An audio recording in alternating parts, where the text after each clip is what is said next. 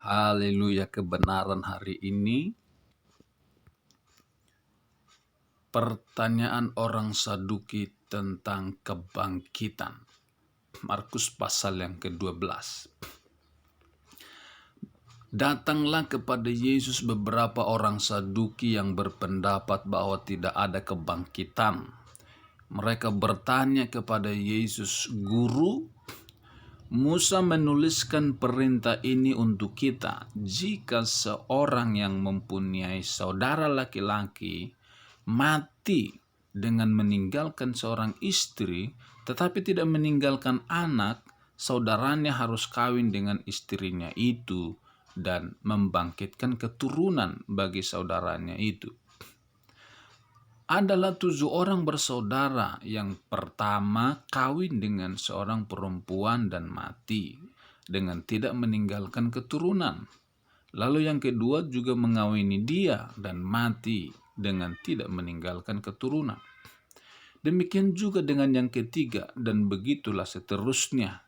Ketujuhnya tidak meninggalkan keturunan, dan akhirnya sesudah mereka semua, perempuan itu mati. Pada hari kebangkitan, bila mana mereka bangkit, siapakah yang menjadi suami perempuan itu? Sebab ketujuhnya telah beristrikan dia.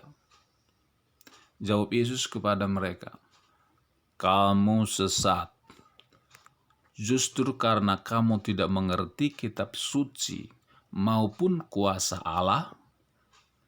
Sebab apabila orang bangkit dari antara orang mati, orang tidak kawin dan tidak dikawinkan, melainkan hidup seperti malaikat di sorga. Dan demikian tentang kebangkitannya orang-orang mati. Tidakkah kamu tahu? Tidakkah kamu baca dalam kitab Musa, dalam cerita tentang semak duri, bagaimana bunyi firman Allah kepadanya? Akulah Allah Abraham, Allah Ishak, dan Allah Yakub." Ia bukan Allah orang mati, melainkan Allah orang hidup. Kamu benar-benar sesat. Yesus berkata, Ia bukan Allah orang mati, melainkan Allah orang yang hidup. Kamu benar-benar sesat. Saudara yang dikasihi oleh Tuhan, orang-orang yang datang kepada Yesus ini, mereka berpikir urusan sorga itu urusan kawin dan mengawinkan. Tetapi Yesus menghancurkan pola pikir mereka yang salah. Mereka kira pemahaman pelajaran yang Yesus punya sama dengan yang mereka punya.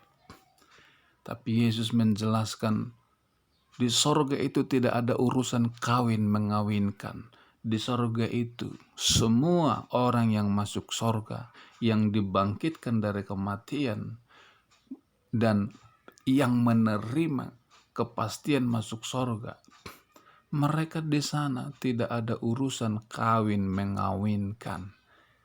Karena setiap orang yang masuk ke sorga, di sana hidupnya seperti malaikat di sorga. Hidup seperti malaikat di sorga, memuji Tuhan, menyembah Tuhan di sorga yang penuh dengan kemuliaan itu. Jadi urusan sorga itu bukan urusan kawin mengawinkan.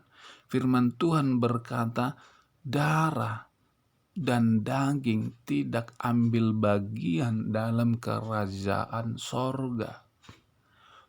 Darah dan daging kita ini urusan dunia. Hanya di bumi ini saja ada tubuh dan darah kita.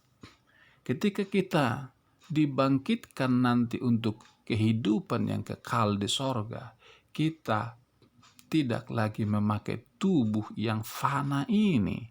Kita tidak lagi mengenakan ini, melainkan kita mengenakan tubuh kemuliaan. Tubuh kemuliaan yang tidak memiliki keinginan daging. Keinginannya adalah keinginan Roh Kudus, seperti malaikat di sorga. Jadi urusan sorga itu bukan urusan kawin mengawinkan.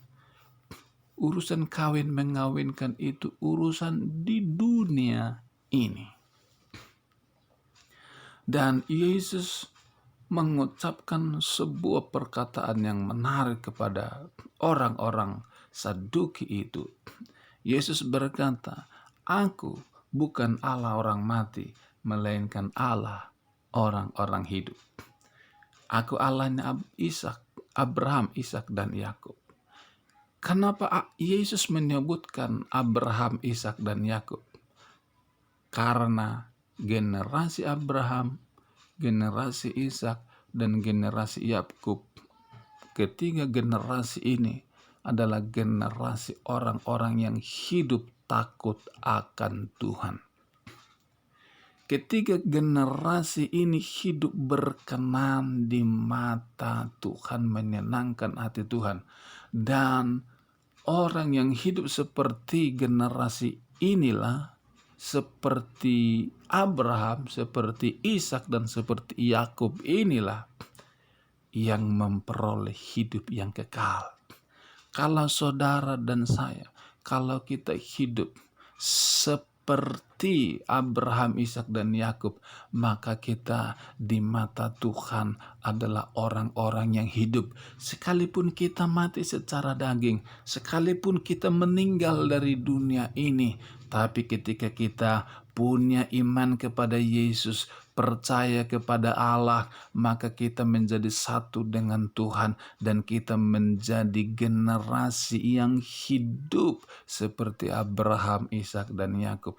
Kalau kita sudah diperdamaikan dengan Allah oleh Yesus Kristus, maka kita menjadi orang yang hidup. Sekalipun kita mati, maka di mata Tuhan kita tetap hidup sampai selama-lamanya. Kalau kita menerima kehidupan yang kekal, hidup selama-lamanya, maka nanti di sorga kita tidak ada urusan kawin mengawinkan, melainkan di sorga hidup damai sejahtera sukacita bersama dengan Bapa kita di sorga, memuji, menyembah, dan menikmati Dia selama-lamanya.